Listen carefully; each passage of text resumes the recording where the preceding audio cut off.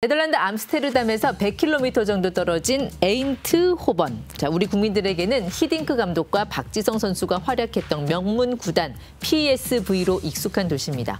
이 에인트호번과 맞닿은 인구 4만 5천 명의 소도시 벨트호번에 ASML이 위치해 있습니다.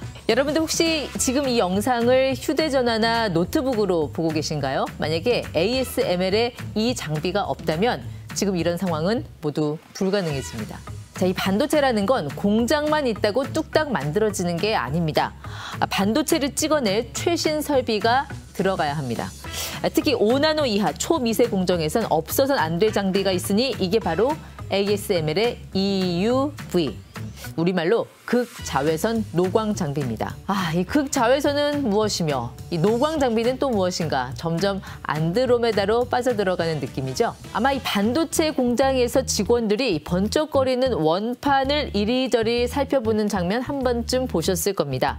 이 반도체 원판을 웨이퍼라고 합니다. 우리가 보통 반도체 또는 반도체 칩이라고 부르는 건 이 웨이퍼를 작은 사각 형태로 쪼개다가 거기에 전기 회로를 새겨넣고 트랜지스터를 박아서 만드는 것입니다.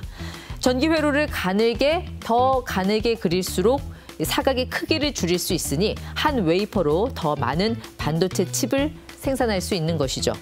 이 손톱만한 칩에 과연 몇 개의 회로가 들어갈까? 조 단위로 들어간다고 합니다. 이게 말이 되나? 실제로 그렇습니다. 바로 여기서 ASML의 역할이 나옵니다. 바로 EUV 노광 장비입니다. 이름 그대로 극자외선을 씁니다. 기존에 쓰던 불화 아르곤 레이저보다 빛 파장이 짧아서 회로를 더 세밀하게 그릴 수 있습니다.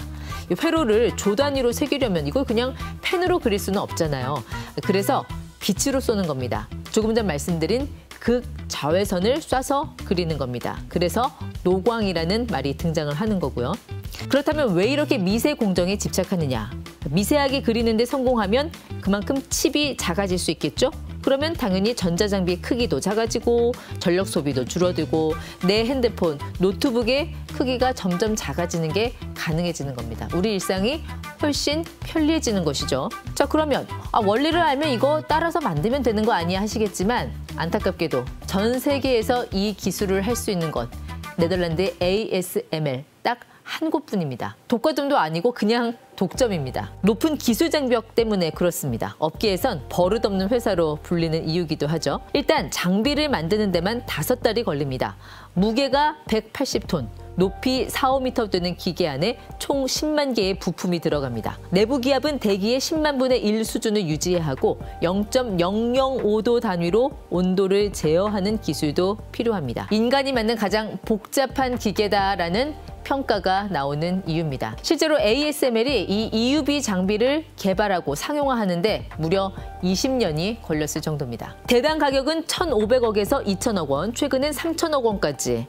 자, 가격이 깡패라고 그냥 부르는 게 값이라고 보면 됩니다. 워낙 만드는 게 어렵고 오래 걸리다 보니 돈은 상관없으니 제발 만들어만 주세요. 세계 1, 2위 반도체 업체가 번호표 뽑고 대기한다는 얘기가 그래서 나오는 겁니다. 이재용 삼성전자 회장이 정기적으로 네덜란드로 날아가 이 회사 경영진을 만나 읍소할 정도라고 하니 할 말 다 했죠. 자, 이 네덜란드의 국보라는 이 회사가 지금 조국을 탈출하려 합니다.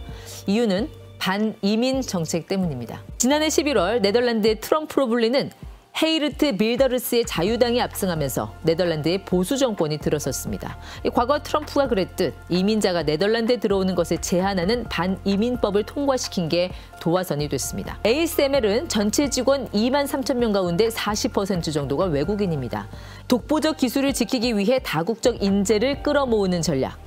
반이민법으로 해외 구인이 막힐 바엔 본사를 옮기는 게 낫다고 본 겁니다. 네덜란드 정부와 ASML 사이의 불협화음은 이번이 처음은 아닙니다. 이전부터 법인세 인상, 또 중국으로의 수출 제한 등등의 조치가 ASML의 심기를 건드려 왔습니다. 자, 더는 못 참겠다. 이번 반이민법 통과를 계기로 이제 ASML이 조국과의 헤어질 결심을 한 것으로 보입니다. 전 세계에서 우리를 위한 레드카펫을 깔고 있다. 지난 1월 ASML의 페터르 베닝크 최고 경영자가 본사의 해외 이전 가능성을 시사하며 한 말입니다. 한마디로 아쉬울 것 없다는 뜻이죠.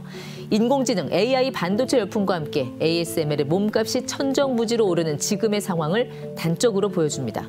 그렇다면 네덜란드는 그래요, 갈 거면 가세요라고 할까요? 아닙니다. 자, 이 네덜란드 정부 입장에서는 역대급 효자 기업 ASML의 바짓가랑이라도 붙잡아야 합니다. 자, 이를 위한 태스크포스도 마련됐습니다. 작전명 베토벤입니다. 베토벤도 ASML도 극강의 미를 창조했다. 이 베토벤의 작곡이 독보적이듯 ASML도 압도적인 장비를 만든다는 것입니다. 자, 부랴부랴 총리가 CEO를 직접 설득하고 ASML 지원 정책을 총동원 중입니다. 이 외국인 소득세 면세 기간을 반이민법 통과 직전에 5년으로 되돌린다. 또 자사주 매입하는 것에 대해서는 세금 부과하지 않겠다. 어르고 달래는 중인데 과연 정부가 이미 통과된 법안을 바꾸면서까지 그들을 잡을 수 있을지는 미지수입니다. 사실 시가총액이 490조 원이나 되는 회사가 통으로 공장을 옮기거나 새로 시작할 가능성은 낮아 보입니다. 이전 결정이 나더라도 오래 걸릴 것이고요. 그럼에도 ASML 입장에서는 이 인재 확보를 위해선 해외 이전이라는 초강력 카드를 꺼내들 수밖에 없었을 것으로 보입니다. 미국도 그랬고 일본도 그랬고 이 반도체 전쟁에선 정책이 한 번 삐끗하면 치명타일 수 있습니다. 이 베토벤은 독일인이지만 뿌리는 네덜란드였습니다. 베토벤은 이렇지만 ASML은 지켜낼 수 있을까요? ASML이 끝내 해외 이전을 택한다면 그 행선지는 어디가 될까요?